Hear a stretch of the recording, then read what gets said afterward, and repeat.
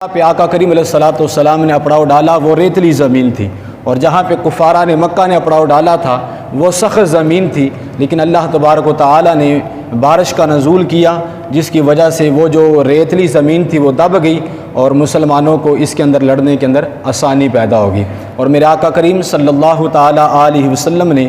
ایک رات قبل ہی جب آپ نے میدان بدر کا معائنہ کیا تو آقا کریم صلی اللہ تعالی علیہ وسلم نے نشاندہی فرما دی تھی، فرمایا کہ یہاں پہ فلاں کافر مرے گا، یہاں پہ فلاں مرے گا، یہاں پہ فلاں مرے گا۔ میرے آقا کریم صلی اللہ تعالی علیہ وسلم نے یہ رات کو ساری چیزیں صحابہ کرام کے سامنے بیان فرما دی۔ جب صبح ہوئی اور جنگ شروع ہوئی تو آقا کریم علیہ الصلوۃ والسلام کے صحابہ کہتے ہیں، حضرت انس بن مالک کہتے ہیں کہ جہاں جہاں پہ حضور نے جن کافروں کے نشان لگائے تھے کہ یہاں پہ عتبہ مرے گا، یہاں پہ شیبہ مرے گا، یہاں پہ ابو جہل مرے گا، کہتے ہیں جن جن مقامات پہ آقا کریم علیہ الصلوۃ والسلام نے نشان لگائے تھے ہم نے صبح کو دیکھا عین اسی مقام پہ وہ کافر واصل جہنم ہو چکے تھے۔ یہ آقا کریم علیہ الصلوۃ والسلام کا علم غیب بھی تھا، اور آقا کریم علیہ الصلوۃ والسلام کی عظمت اور شان تھی کہ میرے آقا کریم علیہ الصلوۃ والسلام نے جنگ سے ایک رات قبل ہی پہلے ہی بتلا دیا تھا کہ یہاں پہ کون کون مرنے والا ہے اور کس کے ساتھ کیا کیا سلوک ہونے والا ہے۔ بہرحال میرے آقا کریم صلی اللہ تعالی علیہ وسلم نے جب صبح کو ہوئی تو آقا کریم علیہ الصلوۃ والسلام نے صحابہ کرام سے خطاب کیا، فرمایا صحابہ ہم ہیں تھوڑے لیکن ہمارے جو اندر ہے وہ ایمان مضبوط ہے، ہم ایمان کے ساتھ آئے ہوئے ہیں اور ہم دین کی خاطر لڑنے کے لیے آئے ہوئے ہیں، نہ کوئی اپنی جائیداد کا معاملہ ہے نہ کوئی اپنی وہ زمین کا معاملہ ہے، سارے جو بھی یہاں پہ اکٹھے ہوئے ہیں صرف دین کے لیے اکٹھے ہوئے ہیں۔ اے صحابہ تمہارا کیا نظریہ ہے، تم لڑنے کے لیے تیار ہو یا نہیں؟ خدا کی عزت کی قسم وہ مصطفیٰ کے تربیت یافتہ تھے، انہوں نے کہا یا رسول اللہ آپ کا ایک اشارہ ہو اور ہم پیچھے ہٹ جائیں، یہ نہیں ہو سکتا، ہم کون سا موسیٰ علیہ الصلوۃ والسلام کی قوم کی طرح ہیں جنہوں نے کہا تھا کہ اے موسیٰ تم جا کے لڑو تمہارا خدا جا کے لڑے، ہم یہاں پہ بیٹھ کے انتظار کرتے ہیں۔ فرمایا کہ ہم موسیٰ علیہ السلام کی قوم نہیں ہے یا رسول اللہ، ہم آپ کے دائیں بھی لڑیں گے اور آپ کے بائیں بھی لڑیں گے، ہم آپ کے آگے بھی لڑیں گے آپ کے پیچھے بھی لڑیں گے، یا رسول اللہ آپ کا ایک اشارہ ہوگا ہم گھوڑوں سمیت سمندروں کے اندر چھگالے لگانے کے لیے بھی تیار ہیں۔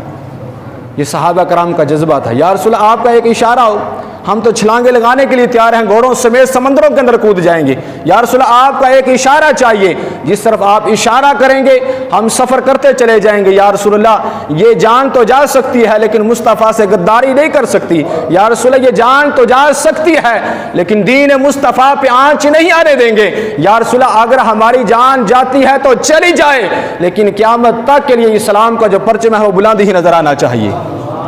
یہ صحابہ کرام کا جذبہ تھا۔ میدان بدر کے اندر 17 رمضان المبارک شریف ہے، گرمی ہے، روزے کی حالت میں صحابہ کرام، لیکن اس کے باوجود بھی جذبے اتنے جوان تھے، جذبے اتنے پاور والے تھے۔ وہ پاور کس کی تھی؟ وہ ایمان کی تھی، وہ جذبہ ایمانی تھا۔ وہ جسم کی طاقت کے ساتھ نہیں لڑ رہے تھے، جسم کی طاقت کے ساتھ تو یار ہم بھی ایک دن روزے کے ساتھ نہیں گزار سکتے، اگر جسم کی طاقت سے ہم نے روزہ گزارنا ہو تو ہماری بھی بس ہو جاتی ہے۔ یہ تو اللہ کی توفیق ہوتی ہے کہ صبح سے لے کے شام تک بھوکے اور پیاسے رہتے ہیں، اور میرا رب ہمارے روزے کو شام کو اگر قبول کر لے اور ہمیں ہمت دے دے شام تک بھوکا اور پیاسے رہنے کی۔ اور یہی وجہ تھی صحابہ کرام اپنی طاقت کے ساتھ نہیں بلکہ ایمان کی طاقت کے ساتھ لڑ رہے تھے، اور رب کو بھی پتا تھا کہ جو محبوب علیہ الصلوۃ والسلام کے غلام ہے تو کمزور ہیں لیکن ان کے دلوں کے اندر عشق مصطفیٰ اور ایمان کی محبت لازوال ہے۔ اللہ تبارک و تعالی نے 6000 فرشتوں کی آسمانوں سے بارات بھیج کے مسلمانوں کی مدد فرمائی تھی۔ حضرت علی رضی اللہ تعالیٰ کہتے ہیں کہ یا رسول اللہ میں نے دیکھا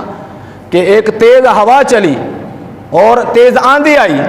تو اس کے اندر مجھے یوں آواز آ رہی تھی جیسے جبرائیل علیہ الصلوۃ والسلام کسی چیز کو آواز دے رہے ہیں۔ فرمایا کہ اے علی رضی اللہ تعالیٰ، اللہ تبارک و تعالیٰ نے تمہاری مدد کے لیے 2000 فرشتوں کو بھیجا تھا، اور حضرت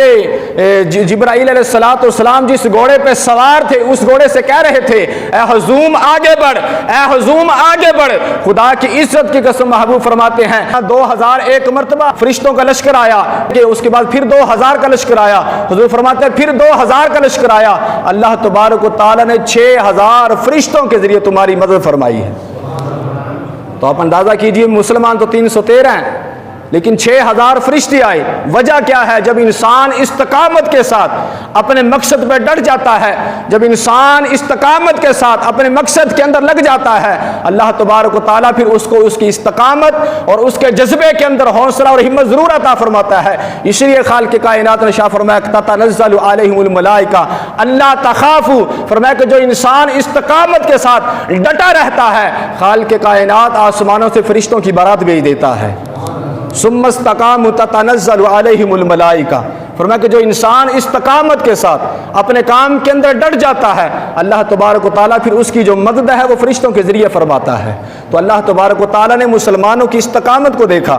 اس وقت جو صحابہ کرام 313 تھے، ان کی استقامت اس قدر پاور والی تھی کہ خالق کائنات نے فرشتوں کی بارات بھیج کے مسلمانوں کی مدد فرمائی، اور اللہ تبارک و تعالیٰ نے 1000 کے لشکر کے سامنے 313 کو فتح اور نصرت عطا فرمائی۔ اور وہ ابو جہل جو غرور اور تکبر کی وجہ سے اٹھ نہیں پا رہا تھا، جو غرور اور تکبر کی وجہ سے مسلمانوں کے اوپر اپنا رعب اور دبدبہ جماتا تھا، اب وہ سامنے مرا پڑا ہوا ہے، واصل جہنم ہو چکا ہے۔ میرے آقا کریم علیہ الصلوۃ والسلام نے ان کی لاشوں کو کھینچ کے جب میدان بدر کے اندر ایک کنواں تھا، اس کنویں کے اندر جب پھینکا اور مصطفیٰ نے خطاب کیا، فرمایا اے عتبہ، اے شیبہ، اے ابو جہل، اللہ تبارک و تعالیٰ نے تمہارے غرور کو اب خاک کے اندر ملایا ہے کہ نہیں ملایا؟